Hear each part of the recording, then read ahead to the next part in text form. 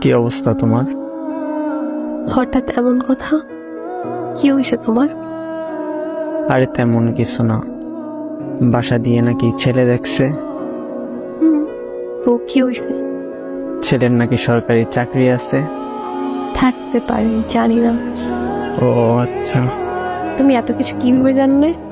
তোমার কাজিন বলছে। ও আচ্ছা, এইসব খবর ও ভালো রাখে। তোমার পরিবার তো মনে হয় রাজি। কি করবে এখন? আমাদের সম্পর্ক কি এখানেই সমাপ্তি?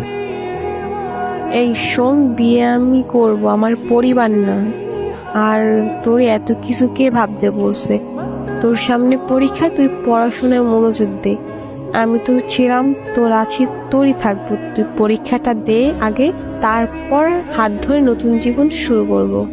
সত্যি তো? হ্যাঁ সত্যি। তোর হাত ধরছি কি অন্য কারো হয়ে যাবো এই জন্য নাকি? শেষ অব্দি তোর সাথে থাকবো, এটা মাথায় রাখ। পড়তে যা এখন।